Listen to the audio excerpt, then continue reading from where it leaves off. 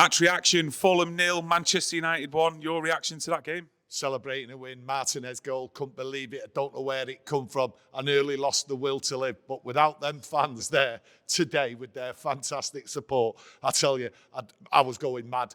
But the fans kept me going. Absolutely, getting 3 points, Martinez goal, and then a back to the wall performance by the players.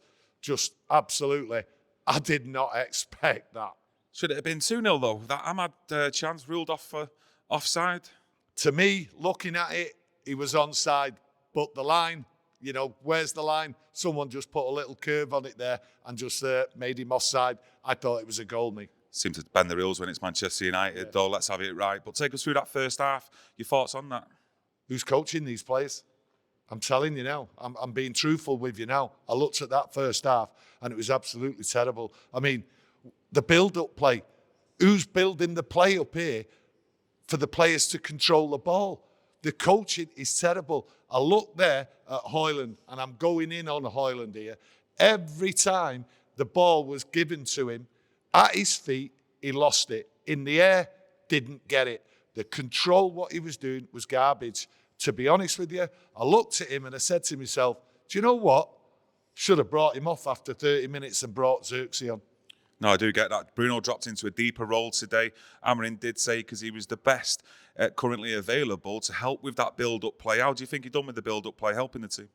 Long ball, desperate ball, short ball, didn't do anything. I thought it was poor from him. I don't like him in that position. Yes, I understand what Ruben Amorim was saying, but it didn't work. When Bruno Fernandes isn't in the position behind the 9, for me, he's ineffective most of the time. And today, I thought he had a poor game. He did start making changes into the second half. Do you think overall it helped Manchester United get further up the pitch, the changes he did make? The first 2 changes he made, Xerxes, I thought he was the right person to bring on, come on after 10 minutes, always going to get the ball at his feet.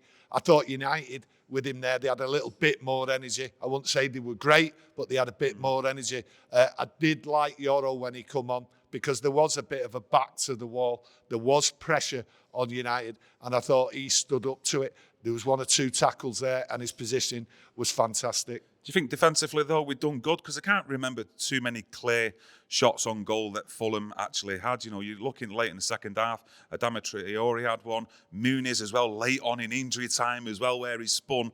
But apart from that, didn't really pepper our goal where Onana was having to do save after save. No, they didn't pepper our goal, but they looked as though they were coming. They looked more likely to score. And when we scored, it was backs to the wall. And next thing you know, Collyer, who would come on with as a substitute, sensed the danger.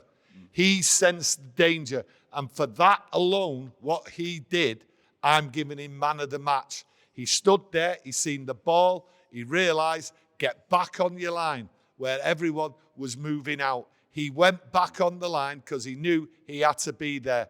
Absolutely, football brain, man of the match for me, without a shadow of a doubt. Without a shadow of a doubt. And you've got to look at it as well. In the central midfield area, the last 10, 15 minutes, we're finishing off with a 20-year-old in Collyer. Mainu as well, 19 years of age. Bringing the likes of Yoro on. Ahmad as well, who's still on the pitch. Well, listen, I say who's coaching these players. Tactically, I thought to myself in that second half, again, Mazraoui changed over with Delo. Keep seeing that. Keeps baffling me. I don't understand it. If anyone does understand it, then please let us know. And then when Malacia come on, right wing back. Now that to me is completely baffling.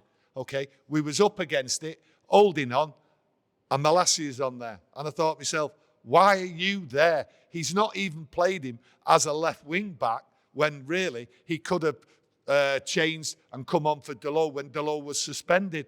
He never did it. But that to me is puzzling. And I just keep looking at these players. Today, it was uninspiring. It was dull. The attack, the passing, giving it away, it was lackluster. And I just thought to myself, when you look at it, 77 minutes, 80 minutes of the game, it was a mismatch. There was no like sense to what was going on the pitch. Yes, we was fighting to hold on. We was winning 1-0. I get that. I understand that. You've got to dig in and fight. Yeah. And United did fight. But it was a mismatch. And I don't understand it at all. It was dull, uninspiring. And when you look at what went on with the coaches and how that team was set up and how it ended up, it baffles me. No, I do get what you're saying. There was a real lack of control for the majority of that game, I thought, from United. A lot of the second balls, we weren't really winning them. But you're looking at Garnacho as well on the left-hand side. In the last couple of games now, Rangers and today, it looks like he is tweaking him, though, with Garnacho, where he's playing more off the left-hand side. Like we have seen the best of him in the past as well. Well, you look at Garnacho, he wants the space, he wants to be the winger, and that's how he's playing him. And when you look at that first half, after 20 minutes, Garnacho's the only player what did something. He got in the box, turned, gave a pass. Mazraoui crossed it. There was nobody there. He was the only player out wide. Ahmad didn't play that role today, but Garnacho, 2 games on the trot, you've seen him now. Give him the wing. That's what he wants.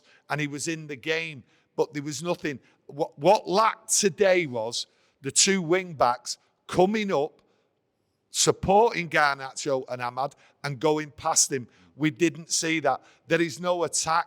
There's no service. And when the service did come to the forwards, they were losing the ball. And when I say losing the ball and the forwards, I mean HØJLUND. He let the team down there. And then the midfield, they were losing the ball. There was short passes going astray, not just by Bruno, by most of the team, really.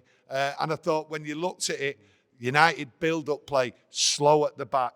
Maguire there didn't really do anything wrong, but it was slow. Martinez, all slow at the back. There was no speed. And I think what it is when you look at the away games, that's how it is. It's a slow build-up. And like I say at the beginning there, I'm only grateful for the fan support today.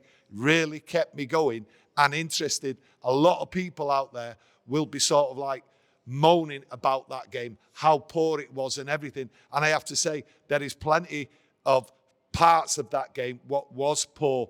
But when you look at the second half, it was an improvement on the first half. You got to give it that. You go and get the goal. You go and get a win. Really, you can't moan at that. But a lot of people will. It was a poor performance. It was uninspiring. But the second half was a vast improvement on that first half. Yeah, far away from being a classic. But at the end of the day, we got a win. Yes. Sometimes, wins in the Premier League are far and few between currently this season. So when we get the win, you got to celebrate it, surely. Listen, if there's one thing me and Kieran do, we always celebrate a win. And it is an away win, which is a rarity. And the last time we've done that, I think it was Manchester City. So we've done the double over Fulham. Very rare we do the double over teams nowadays. So we're going out of here and we are celebrating. We are going to be celebrating, but we will be back tomorrow with a live video. Get your thoughts and opinions in on that game, and we'll see you tomorrow.